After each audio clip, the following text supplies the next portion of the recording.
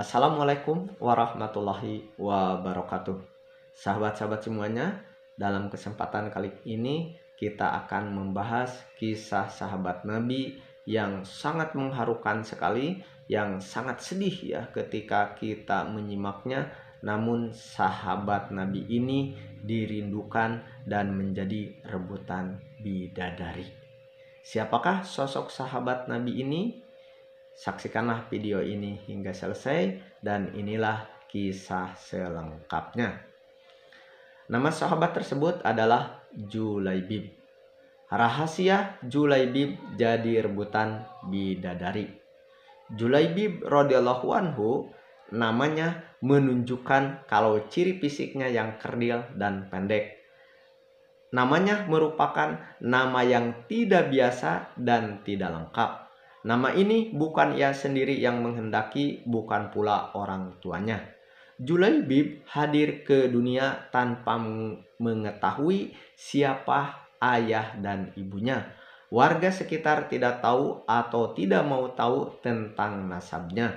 Bagi masyarakat Madinah, tidak bernasab dan tidak bersuku merupakan aib besar. Tampilan fisik dan keseharian Julaibib yang lusuh menjadi alasan orang lain tidak mau dekat dengannya. Wajahnya terkesan sangar, pendek, bungkuk, hitam, dan pakir. Kainnya usang, pakaiannya lusuh, kakinya pecah, tidak beralas. Tidak ada rumah untuk berteduh, tidur hanya berbantalkan tangan, berkasurkan pasir dan kerikil. Tidak ada perabotan, minum hanya dari kolam umum yang diambil dengan telapak tangan. Abu Barjah, pemimpin Bani Aslam, sampai berkata tentang Julaibib, "Jangan pernah biarkan Julaibib masuk di antara kalian. Demi Allah, jika dia berani begitu, aku akan melakukan hal yang mengerikan padanya." Demikianlah keadaan Julaibib kala itu. Julaibib yang tinggal di supah Masjid Nabawi atau di emperan atau di pinggir Masjid Nabawi, suatu hari ditegur Rasulullah, "Julaibib, tidakkah engkau menikah?" "Siapakah orang yang mau menikahkan putrinya dengan diriku ini, ya Rasulullah?" kata Julaibib. Tidak ada kesan menyesali diri atau menyalahkan takdir Allah pada kata maupun air mukanya. Rasulullah Shallallahu Alaihi Wasallam juga tersenyum. Mungkin memang tidak ada orang tua yang berkenan kepadanya. Namun hari berikutnya Rasulullah kembali menanyakan hal sama dan Julaibib menjawab dengan jawaban yang sama 3 kali, 3 hari berturut-turut. Dan pada hari ketiga itulah Rasulullah memegang lengannya dan membawanya ke salah satu rumah pemimpin Ansor. "Aku ingin menikahkan putri kalian," kata Rasulullah pada si pemilik rumah. "Betapa indahnya dan betapa berkahnya." Demikian respon pemilik rumah dengan wajah berseri, mengira bahwa sang nabilah calon menantunya. "Oh ya Rasulullah, ini sungguh akan menjadi cahaya yang menyingkirkan temaram di rumah kami. Tetapi bukan untukku," kata Rasulullah. "Kupinang putri kalian untuk Julaibib," tegas Rasulullah. Julaibib nyaris terpekik ayah sang gadis. "Ya, untuk Julaibib," kata Nabi. "Ya Rasulullah, saya harus meminta pertimbangan istri tentang hal ini," kata ayah sang gadis.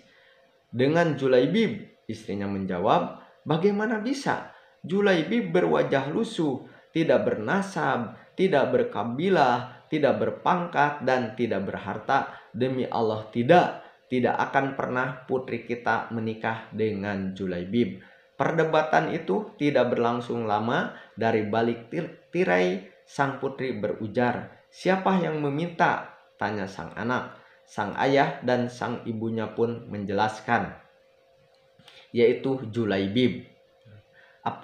Maka jawaban anaknya tersebut, si gadis tersebut mengatakan, "Apakah kalian hendak menolak permintaan Rasulullah? Demi Allah, kirim aku padanya. Dan demi Allah, karena Rasulullah yang meminta, maka tiada akan membawa kehancuran dan kerugian bagiku, kata sang gadis. Dan Nabi dengan tertunduk berdoa untuk sang gadis solihah itu, ya Allah, limpahkanlah kebaikan atasnya dan limpahkan yang penuh berkah atau kelimpahan yang penuh berkah. Jangan kau jadikan hidupnya payah dan bermasalah. Demikian doa indah Rasulullah. Maka benarlah doa Nabi Shallallahu Alaihi Wasallam.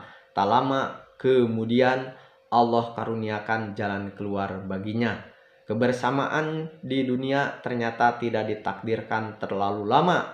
Meski di dunia sang istri solihah dan bertakwa, tapi bidadari telah terlampau lama merindukannya di surga. Hingga suatu ketika Rasulullah begitu kehilangan.